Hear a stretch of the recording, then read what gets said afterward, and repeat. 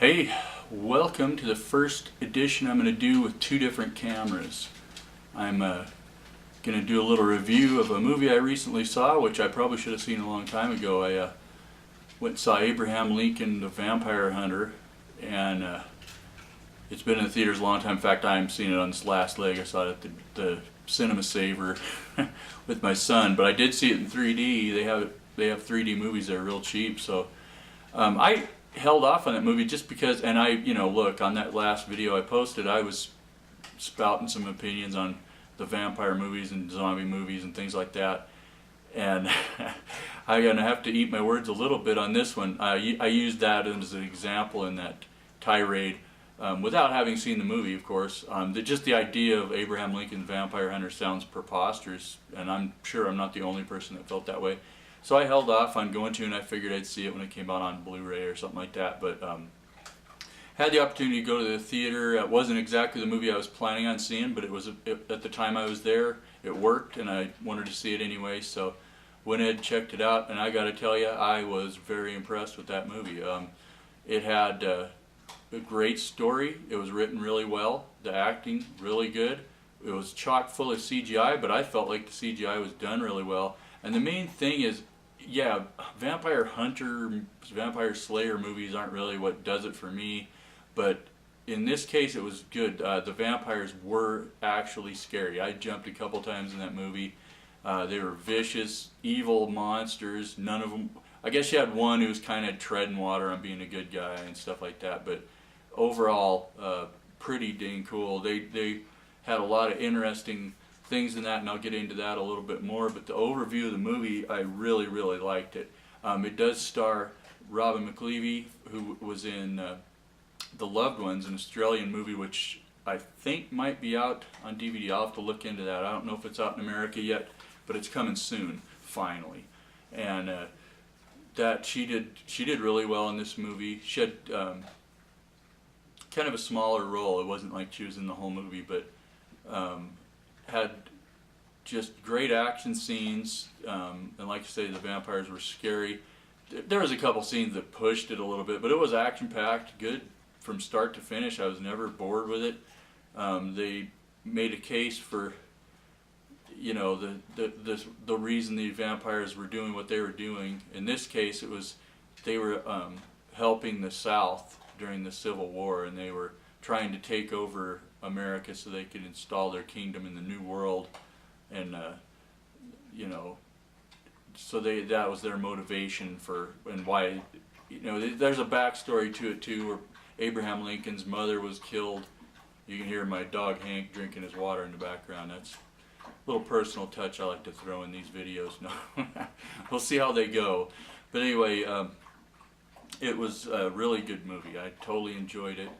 I'll give a score at the end of the movie. I don't want to get too carried away with it, but it was damn good. I really enjoyed it. And I think I'll wrap it up on that, just because Hank's trying to drown me out. He must be really thirsty. It is hot here in Colorado, let me tell you. But I'm going to move down, I guess, to the dungeon cam that I normally am on, and we'll finish up the review there and maybe go into a couple other little items for you guys. But anyway, with that, we'll move upstairs and finish up the review of Abraham Lincoln, the Vampire Hunter. So here I am in the dungeon cam here, where I usually do the Grizzly Zone with Bill Shetty and Crucifix. I'm going to finish up this little review of Abraham Lincoln, the Vampire Hunter. Basically, go into just a few things about it that I really enjoyed. The writing was incredible, and it had to be. This was based on a graphic novel, which Bloody Lizzie let me know that. I kind of figured it must have been, just because the premise is kind of wacky. It sounds like something you'd get out of a graphic novel, And the writing was outstanding. Very, very well taken care of in this movie. The acting was solid. You had really good acting, and the direction of this movie was great. And the CGI was handled very well. There was nothing really cheap, except for one scene that I didn't really buy into, and that was a scene where Abraham Lincoln is finally fighting his nemesis, and this vampire starts a stampede of horses, and Abraham Lincoln jumps on one of the horses, and they're fighting each other, and this vampire's hopping from horse to horse, and their horses are falling down, and it's done a lot with CGI, and that scene just didn't, I don't know, I didn't buy into that scene. I didn't really care for that one too much, but other than that, really, really good. I love this scene where he's confronting this nemesis of his, and he shoots him through the eye, and the ball of the uh, bullet of the old musket, well, I don't know what you'd call it, a black powder pistol or whatever, it gets lodged in this guy's eye, and for the rest of the picture, that guy has that bullet in his eye. It just gives him that extra creepy factor. That was really cool.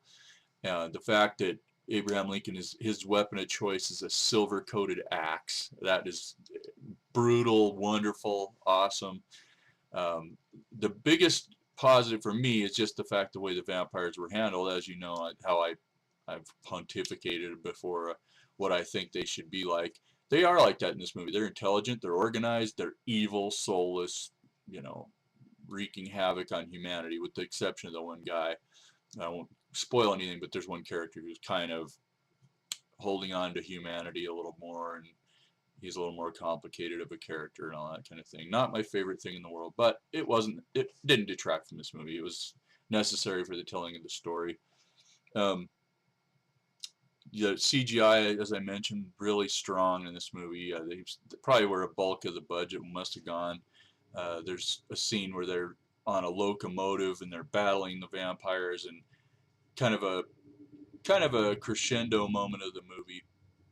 And there's a bridge that's set on fire, and there's just all these obstacles they're overcoming. But there's one in particular that just hit me, and as I say, I saw this in 3D.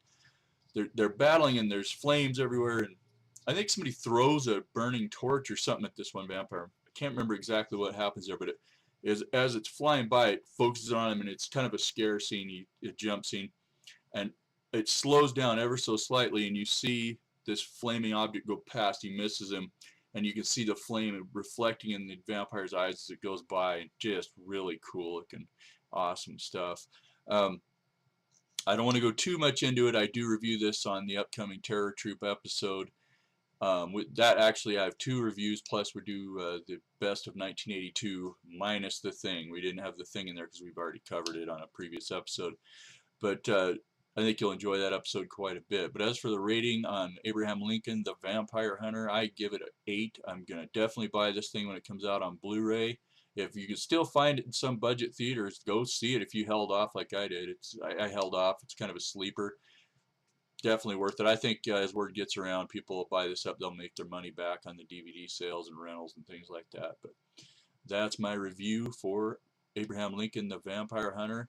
And I'll have a little clip here of kind of what it looks like to edit. I don't do much editing in this clip, but when I'm editing the Terror Troop podcast. But thanks for listening to and watching the Boss Butcher video here, and I hope you enjoyed it.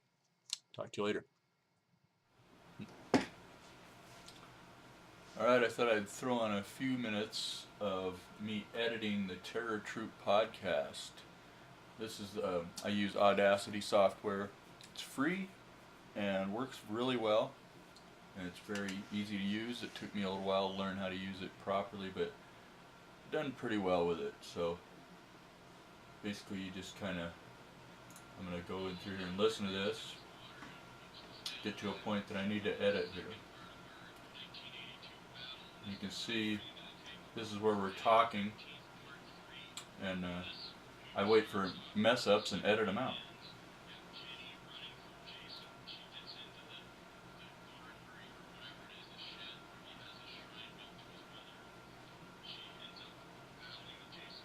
Yeah. Well, this is a part that isn't going to require a lot of editing, obviously. Anyway, just so you get an idea what it looks like on my screen, that's what those voices look like that you're hearing on the podcast. And then we find it, you know, you don't talk perfectly, so we edit out if we totally screw up or something like that. I generally try to keep it honest. I mean, I don't like to completely hack it up. The earlier episodes I over edited. I'd take out any kind of what I perceived as a mess up instead of just kind of sticking with hey, that's the way people talk in real life, so just leave it in there. But anyway, that's it. That is my screen that I edit on, and little addition to the little podcast here, little video clip. Okay, here's a little BloodRayne Betrayal action. Now keep in mind, I only played this twice. Or this is the second time I played it actually. So we'll see how I do here. Well, here's the narrative. I don't know if we want to sit through this or not, but I think we'll skip through it. What do you think? Let's get right to the action. There's some army dudes. Let's see if I can remember how to play. 'Cause I'm still on the narrative, so. Still in the beginning, yeah.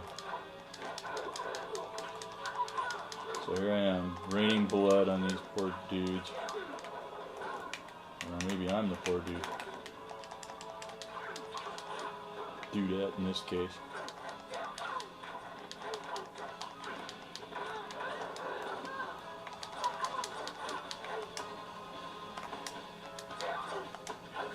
There, I got some blood out of that dude. See that?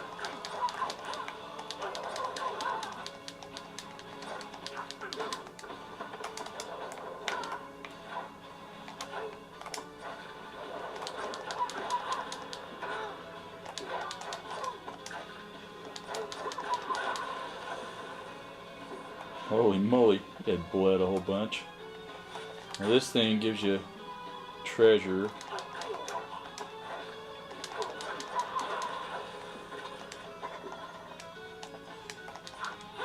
Whoops, those are good guys apparently. Gotta bust those lights out or they'll melt you, as any good vampire knows. Alright.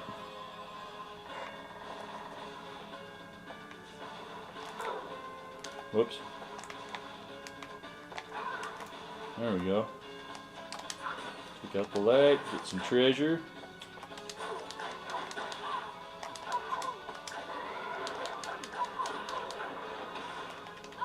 Oh, that thing torched me, as we could see.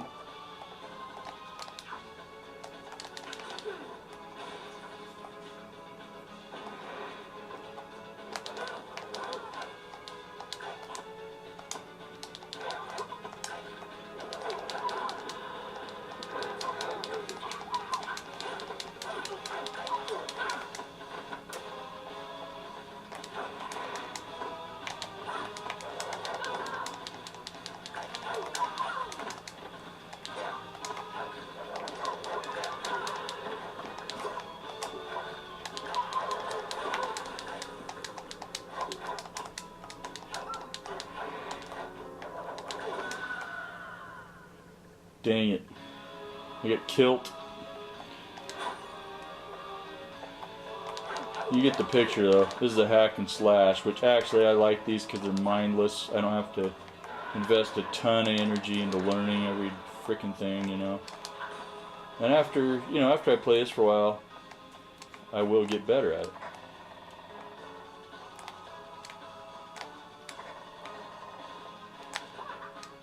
There we go.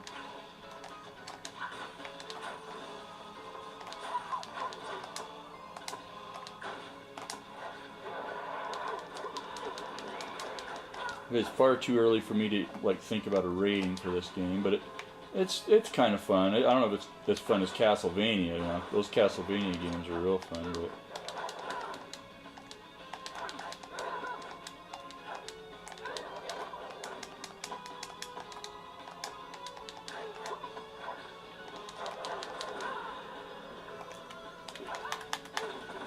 There, I shot that guy. Got tired of dealing with him.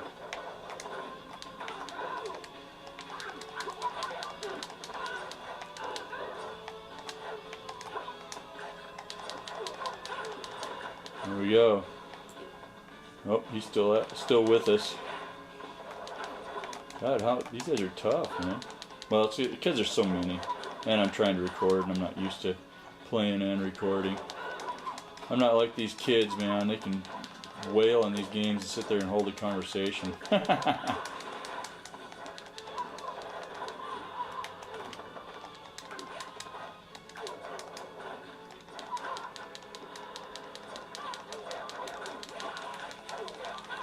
Basically, you just gotta get a button mash when you're kicking ass on these guys, I guess.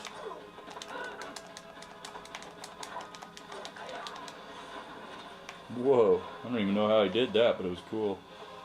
Whoa, what's this thing? Oh, I must have enough bullets, because that's a bullet. Wouldn't let me pick it up. Whoop, that hurts. Damn, that blob killed me. Well, anyway, there's a little BloodRayne or whatever, the BloodRayne to tide you over till the next time. Have a good day, guys.